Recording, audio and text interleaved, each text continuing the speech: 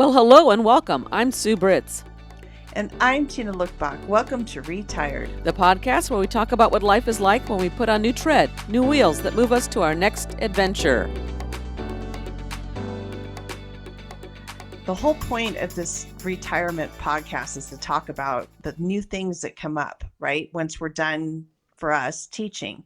So, Sue, you have started another interesting project, and I'm excited to ask you some questions about it and find out more.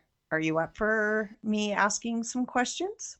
Can I interview you? Well, certainly we can try. I'm feeling a little bit awkward, but anyhow. Well, okay. Well, I will do the asking, and and let's take it from there. So, as long as I have known you, you've always had something in the hopper. There's always something brewing, you know? Even this was like a brewing, and then you call me after I came back from a trip. And so you had talked about starting perhaps another podcast. And I just love the name, and I loved how it came about. And so I think that would be worthy of talking. So, first, would you like to tell us the name of this new podcast? Um, the new podcast is called Lister Sister Conversations, and it just launched a little while ago. There's already been the trailer and then the first episode, and we're working on the second episode will drop this week. And I'm hoping to go bi-monthly or even weekly. Depends on how things go. It's for people who are into Ann Lister and her legacy. So there we go.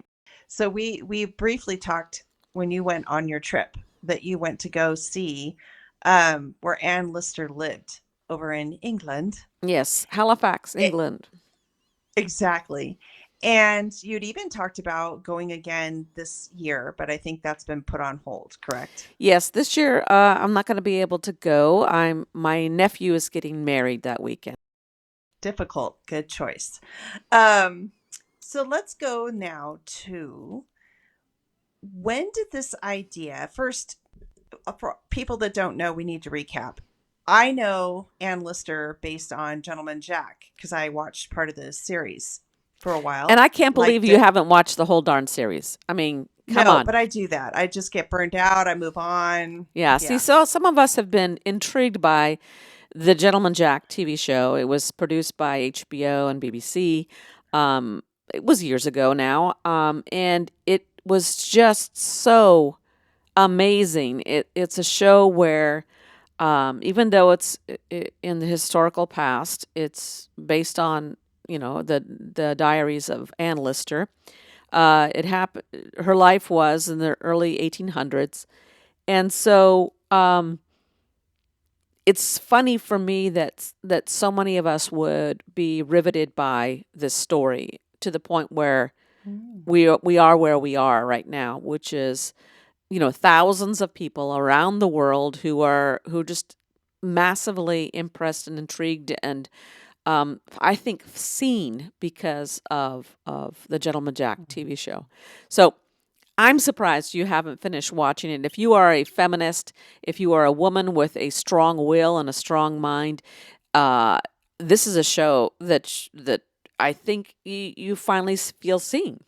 And I think what I like about it is I admire, and first I love things that are true. So that makes it all the more exciting. This isn't something fabricated. This woman really lived her life. And I think where I was amazed and still am, and maybe that's why I'm so intrigued with your podcast, she lived her life authentically. She showed up as herself during a time where it was really difficult to do that. And I find that very inspiring. I saw her strength to stand up in a man's world and hold her own. And I just respected all those qualities. But I do that sometimes with series, so it's nothing personal. Well, as I said, so this resonated for so many people that a festival has now been made. I mean, Calderdale, which is the local governing body, similar to our county has their own celebration of Ann Lister as a local a luminary, someone from their own history. And her house, Shibden Hall, still's there. It's a museum. And, of course, the local Halifax needs to really celebrate this person. People, I hear that from locals or people that have lived in the general area of Yorkshire say that they, traveled there and it's got a beautiful park. And so just even going to the park and learning about the history, it was all something people did, but it wasn't celebrated and fully known. And now When with did these celebrations begin? well, that's what I'm Like, do you saying. know? After the Gentleman Jack, with the first season, I think it was 2019 or 2018. Okay. So they started their own celebration of Ann Lister in response to this TV show, which was written by Sally Wainwright, who is well-known, massive TV producer, director from the general area of Yorkshire. And Oh, so she, her stories are about local, have a local feel to them. And twist anyhow, theme. um, so after that, people started coming to see where Ann Lister lived. One of those was Pat Escate. She's an American who was so touched by it that she decided this needs to be celebrated around the world. People need to know about this. And so she conceived of this idea of Ann Lister Birthday Week. And so now the local festival and the Ann Lister Birthday Week overlap, and there's just this massive celebration for the legacy of Ann Lister, which is pretty cool. So now the other thing we haven't mentioned is that Yeah, Ann Lister is not only a landowner at a time when women didn't own and manage property, exactly. coal mine operator. She involved in local politics only as a interested party because, of course, women did not have the vote or weren't supposed to be involved in those heady things that only men should be involved with. But she was also a lesbian, and she dressed in a unconventional way, kind of masculine way. She took part in local life. She refused to not live her life. Right. And we know about her life because she wrote this diary. She was a diarist and celebrated by UNESCO, by the way. She wrote over 4 million words in her diaries, and a lot of it was encoded about her personal life so that, it's personal, Yeah. but also at the same time so that, you're not going to create problems for yourself that could be very dangerous. Of course, at that time, there was no word for a lesbian because the idea of that the same-sex uh, Was love it or happening? interaction, not only taboo, is like that can't happen because that's not sex, right? Um, male homosexuality was in fact illegal, and you could be put to death for it. So you have this one extreme for men, and Ignored in death. yeah, well, right. Well, not ignored, hated and despised, but because there just wasn't a word for lesbian because sex had to be between a man and a woman, and so it's kind of strange that there was that difference. And that would be an interesting thing to research, by the way. But um, it was you had to keep things on the DL. You got to live a life that's kind of discreet. But she's a person who couldn't just be put to Right. the She was side. anything She but had, discreet and a wallflower. That's what is so fascinating about her is that she was so strong. yeah, she had to live her life. Yeah. Yeah. Yeah. So, what year then, when you went, was the celebration week? What happened was Gentleman Jack was released. Then there was the pandemic. There was this hope to have Hmm. these celebrations, and of course we couldn't have celebrations in those days. So there have been a number. This is the fifth coming up. Will be the fifth year, and 2026 will be the fifth year. But what happened was after this Gentleman Jack, people right away got started creating Facebook pages and podcast and just wanting to communicate and talk about and understand and share all this information. And just it's like one of the first times that that I think women, especially lesbian women, saw themselves portrayed this an amazing love story that was real, that was based on reality. And so that was, and it's a TV show, so it was there for everyone to see and normalize. And it was so beautifully done. The costumes and the cinematography and everything is just really beautiful. So people just went crazy on this, and that's where the Lister sisters started becoming connected, because and people got to know each other through social media and these shared experiences of talking about the show. And then the festivals happened, and now it's not even just about the show, it's about the community of women and men. That this show has brought women together. Mm-hmm. It's brought people together, yeah. And it with it it brings all the reality of today's culture, and mixes it with this appreciation and of the culture from over 200 years ago. And it's a lot of nerdy people like myself that like research and history. There are people who are into music and costumes and the crafts of the time. There are feminists and political interests. It's real life. It's full and real life, and that's pretty cool. And so, how did you find out? Is it because you went researching just about the history of her and then came across it, or did it show up in a Facebook feed, or how did you even know about this celebration? Well, it's interesting because um, to me, it's always interesting to think about the power of media. I studied television and radio production, so I love this kind of thing. And so the power of media, HBO and BBC put this show together.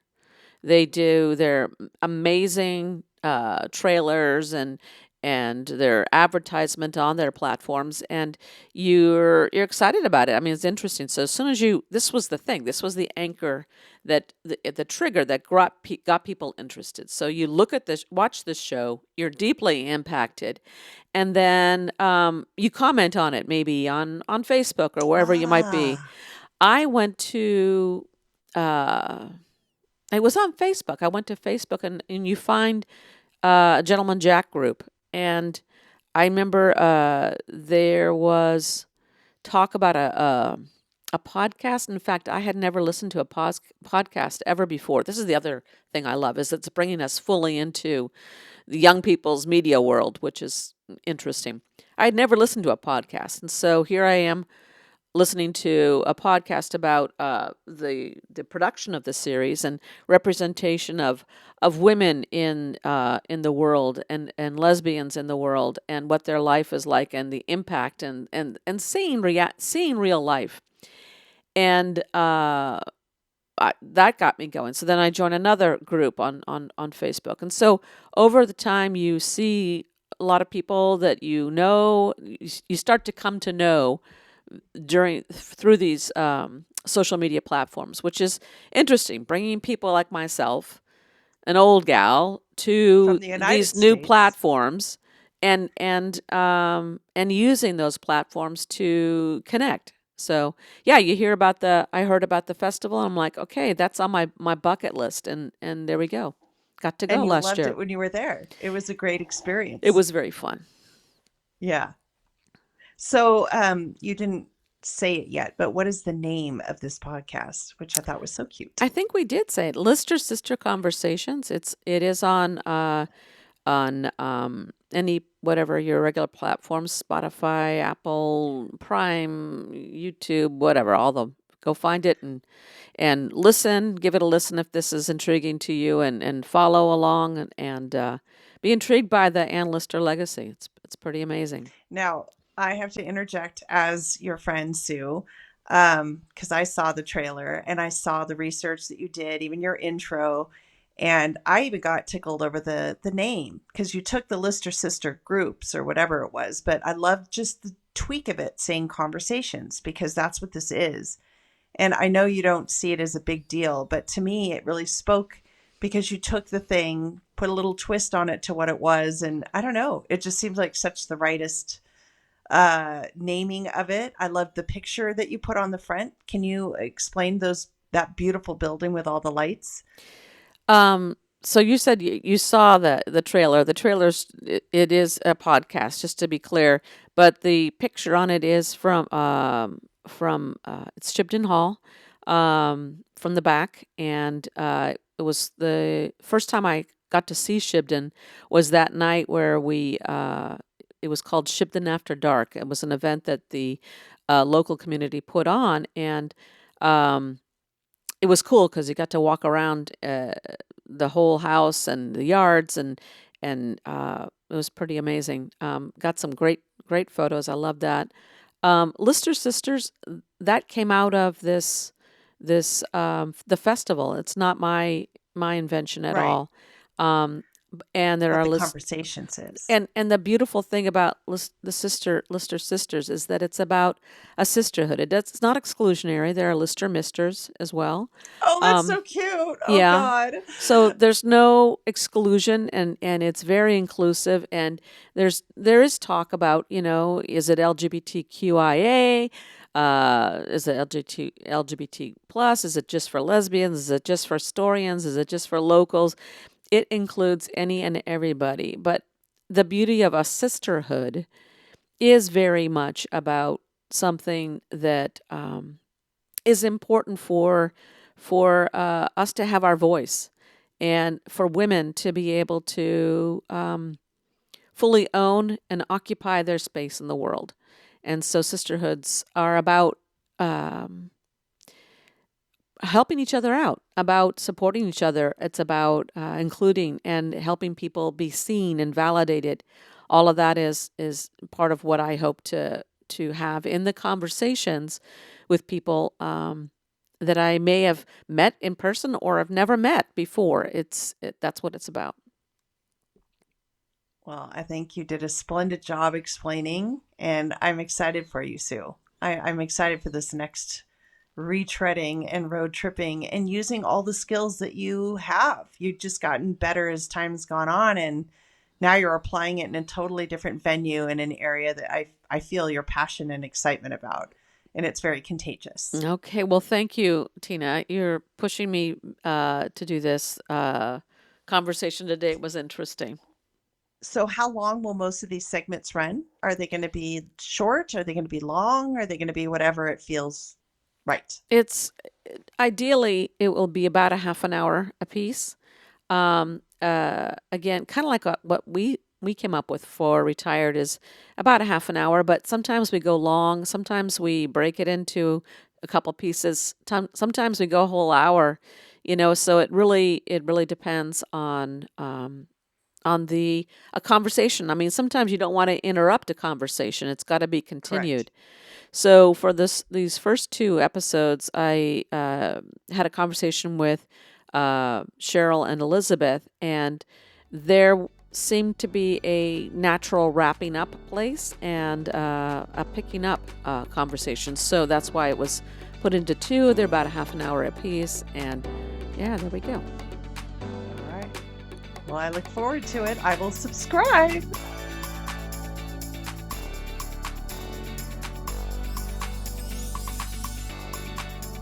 Thanks for listening. Now let's pack up this week's episode in the trunk.